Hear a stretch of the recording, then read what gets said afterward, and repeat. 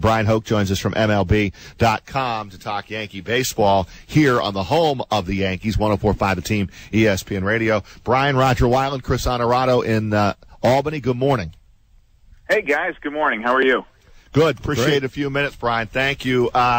Let's talk about that ninth inning last night because Chapman throws that thing at 103, but to me, the location is the problem with him, not locating the ball where it needs to be. And against a good hitter like Devers at 20 years old, even at 20, man, 103 coming in and whatever it was going out to tie that game up, and Chapman blows another save. How about your thoughts on Aroldis Chapman right now?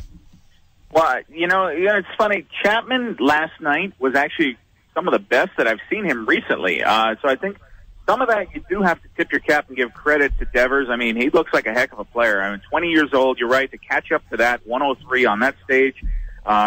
It wasn't a terrible pitch. There were a lot of locations missed. That wasn't one of them for Chapman. So the result there, obviously not what the Yankees wanted, and Chapman has not been what the Yankees would have hoped this season. That was their 20th blown save of the year. Chapman's got 4 of those, but 20 is a staggering number. But in this case, I think you're seeing a really, really impressive young player who announced his presence on the big stage last night, nationally televised, hits one in the visiting bullpen. That's pretty impressive.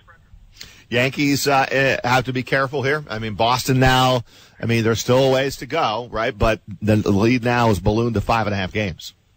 Yeah, they do have 7 games remaining head-to-head, so there is an opportunity to make up ground, but Chase Headley was at his locker last night, and he was striking a more realistic tone. He said that they're still thinking about the division, they're not thinking about the wild card, but it is there.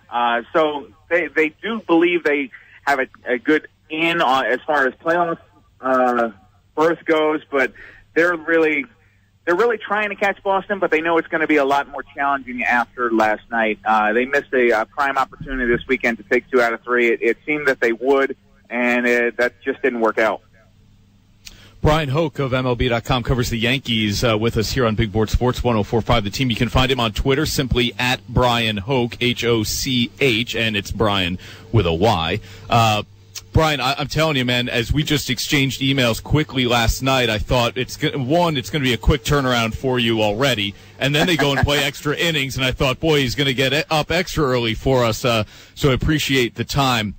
What have you observed with a guy like Aaron Judge? All we keep hearing is that the confidence isn't wavering. He's young, but he's got a good head on his shoulders, and I know we all love that.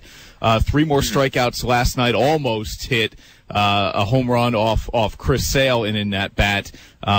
What have you taken from him as you speak to him almost on the daily about where he is from a mindset standpoint? Mindset, I feel like he's okay. I think that fatigue-wise might be where this is all coming from, and that might be leading into mechanical things, and and then maybe his approach as well. I think that what you've seen since the home run derby is he hasn't been quite the same player, and the big reason for that is he's chasing more pitches out of the zone. He's not sticking to his approach, and sometimes he is getting his pitch and he's just looking at it. And Joe Girardi suggested that means maybe he's just not seeing the ball as well as he did in the first half. And Judge is working at it. I know he's been taking a lot of extra batting practice. He's on the field early at Yankee Stadium, which is something he wasn't doing earlier in the year when he was crushing the ball like crazy. He spent a lot of yesterday watching video with the Yankees hitting coaches. So they think that they're going to figure this out and they're going to get him back on track. I don't think that the first half was a fluke. It was too extended to be so. I think that the league has made adjustments to him and how they pitch him, and he's going to have to make those adjustments back. And that's kind of that dance of a young player coming up to the big leagues and really getting the first taste of extended opportunity in the season.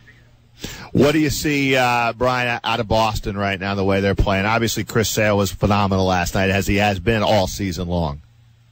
Yeah, for sure. And I think that if you're ranking the Cy Young contenders, I think Sale's got to be 1 and Corey Kluber 2, and then the rest of the league falls in behind that.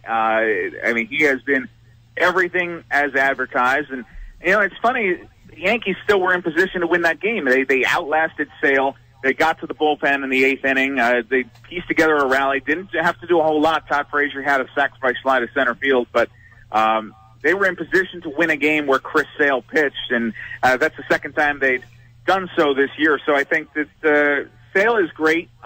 They need to have more, but I think when you look at the American League East right now, Boston is obviously the clear-cut favorite, as many of us expected going back to April.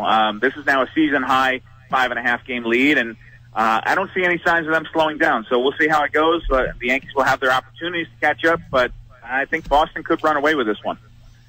Brian, we've heard things, we've read things, but you're in that clubhouse every day. Joe Girardi does not have a contract beyond this season, and I know you said the guys are confident. They're still looking at the division, not just settling for the wild card, but that wild card is crowded, and it is far from a certainty, that's for sure. Do you get the feeling that Girardi, if this team doesn't make the playoffs, may not be back next season?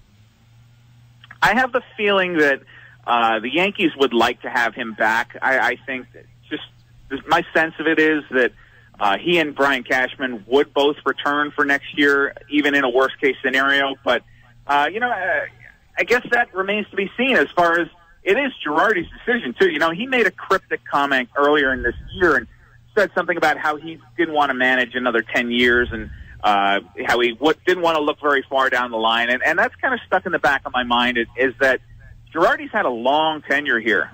2008 is a long time ago, and that was his first year managing the Yankees. Not a lot of managers do that in New York City, the New York Yankees.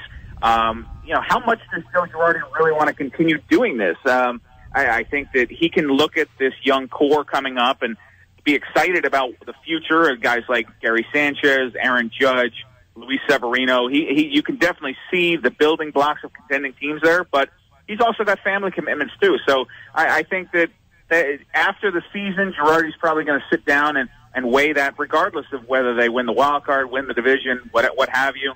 I think that he needs to look in the mirror and say, how much longer do I want to continue doing this in this market for this team? But I think that's a long way down the road. I think there's a lot of unanswered questions there. I do get the sense, though, that Girardi doesn't want to manage the Yankees forever. So how much longer is my question? Yeah. And how much meaning is there tonight, Brian? Subway Series, Yankees, Mets.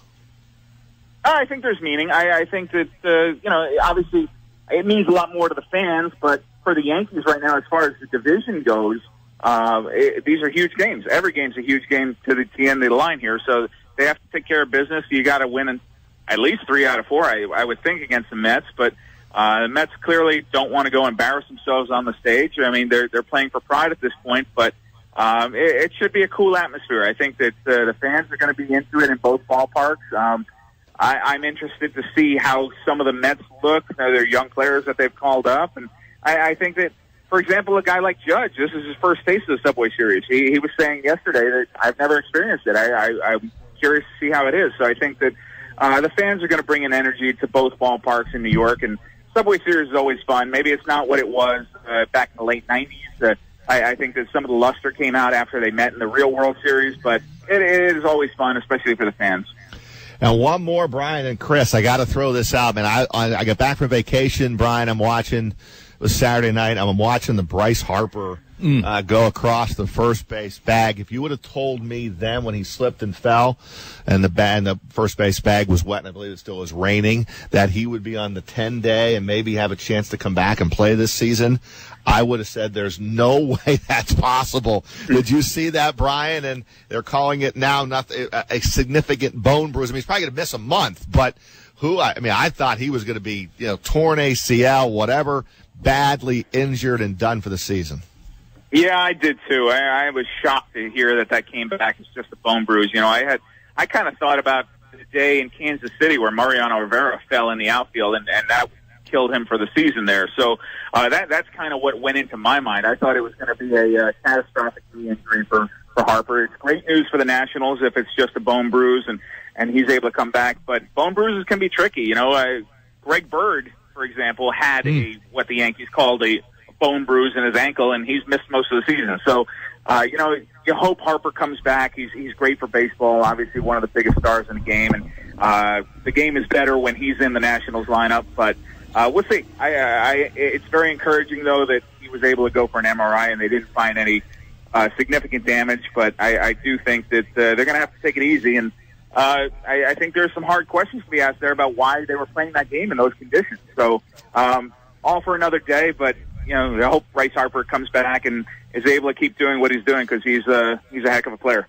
Brian, it's funny. Yeah, I mean, we saw the Nationals call a game off when it didn't even have, there was no rain at all earlier this season. Then they play after a 3-hour rain delay. But I had thought earlier in the season, and this was a random thought, but now Scott Boras, who we know how powerful he can be, is suggesting Major League Baseball needs to take a look at the bases. I thought, as you watch guys hit these hard bags and their bodies pop up off the bag, and oftentimes an instant replay then calls them out because they've lost contact with this really firm base, I thought, well, Major League Baseball may look at the bases because of that. It's difficult for players to stay on the bag. Now when you get an injury like Mike Trout and Bryce Harper, they may take a closer look at it. What do you think? Do you think there's anything behind baseball actually looking at the, I'll call it, firmness of the bases?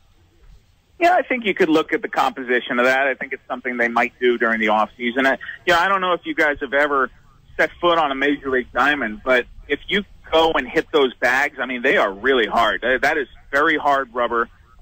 It doesn't have a whole lot of give to it. So you have to hit the bag right. And obviously, these are Major League players. They know how to run the bases and what angles to hit the bag at to avoid injury. But if you're in a situation where things are a little bit off, like you're lunging for the bag there under wet conditions, the way Harper was, there is a risk of injury for sure. I don't think we're going to go back to, you see those pictures of Ty Cobb sliding into third base and it's kind of a cloth bag and, he's coming in spikes high. I don't think we're going to go back to that, but maybe there is a way to make it a little more safer for the players. I think that under Rob Manfred, obviously, we are not in a situation where baseball is resistant to change. They've obviously implemented instant replay and a host of other things in recent years. So I think that if there's a way to make it safer for the players, they will explore that.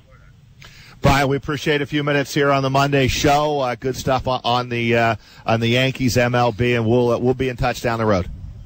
All right. Thanks, guys. Thanks, Brian. Thank you, Brian.